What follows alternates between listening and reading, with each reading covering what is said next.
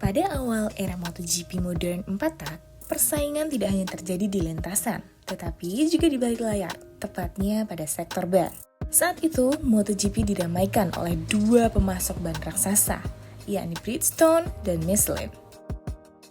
Di periode awal ini, pengembangan ban masih sangat berorientasi pada karakter pembalap dan kondisi lintasan.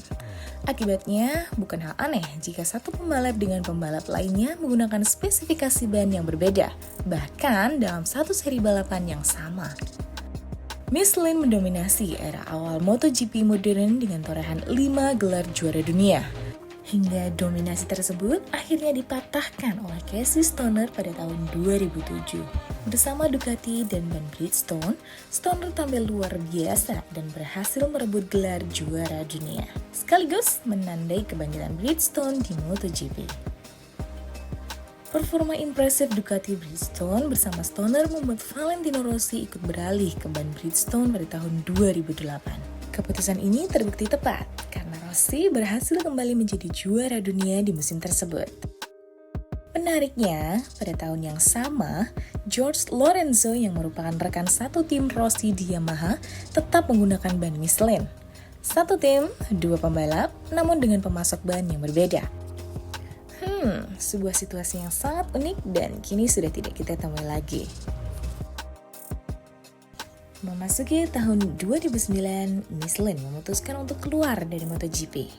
Keputusan ini sekaligus menjadikan Bridgestone sebagai pemasok ban tunggal hingga musim 2015.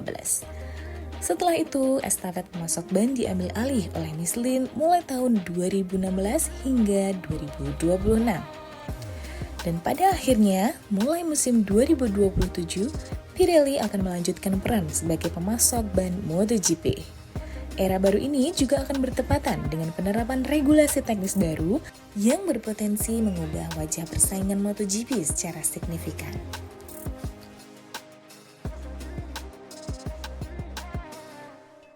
Pada video kali ini, kita akan membahas karakter dan filosofi supplier ban yang secara langsung mengubah cara serta gaya balap di MotoGP.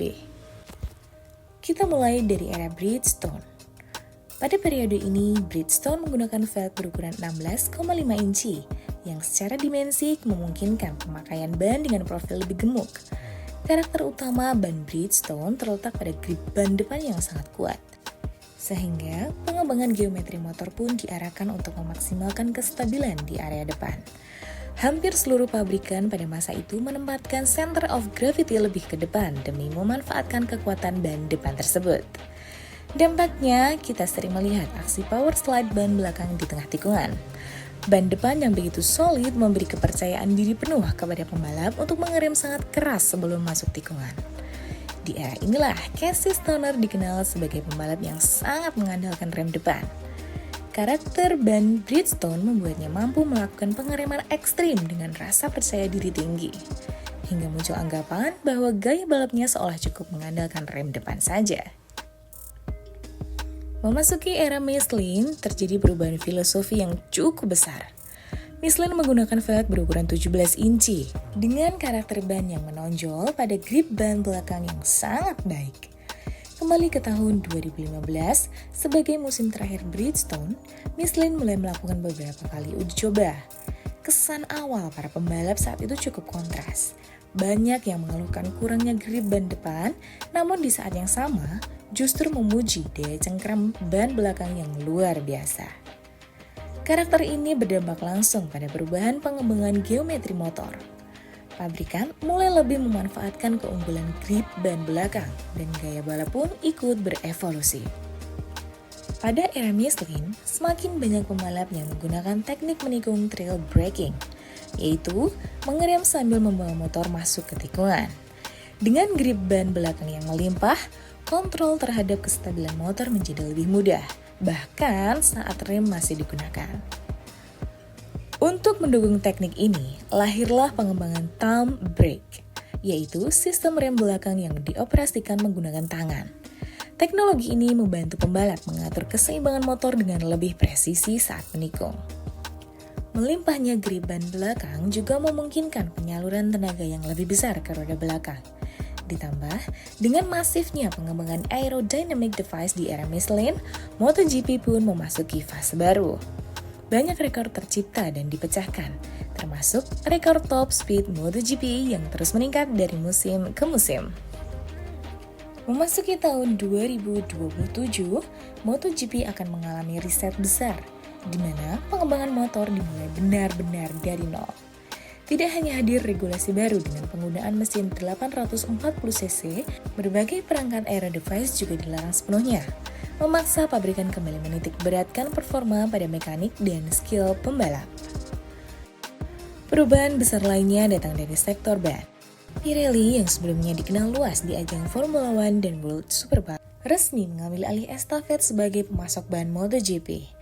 Kehadiran Pirelli diprediksi akan mengubah peta persaingan secara drastis, karena pembalap yang mampu beradaptasi paling cepat dengan karakter ban baru ini akan berada pada posisi yang lebih diuntungkan. Menurut Danilo Petrucci, ban Pirelli memiliki struktur yang terasa lebih lunak dibanding pemasok sebelumnya, sehingga dinilai lebih mudah dipahami dan diadaptasi, bahkan oleh pembalap dengan latar belakang motor produksi. Ban Pirelli memungkinkan pembalap merasakan pergerakan motor secara lebih alami, sekaligus memberikan sinyal peringatan yang jelas saat ban mulai dipacu melewati batas. Keunggulan utama Pirelli terletak pada karakter ban yang konsisten, stabil, dan mudah diprediksi. Berkat arsitektur karkas yang kokoh serta filosofi pengembangan yang dekat dengan ban produksi massal. Ban ini menawarkan feedback depan yang jelas saat pengereman, traksi belakang yang progresif, dan performa yang relatif stabil sepanjang balapan. Dengan karakter tersebut, pembalap dapat mendorong motor hingga limit tanpa takut kehilangan grip secara tiba-tiba, menjadikan skill pembalap dan kualitas setup motor sebagai faktor penentu utama, bukan semata keunggulan ban. So, MotoGP 2027 bukan sekedar pergantian regulasi, melainkan awal dari sebuah era baru.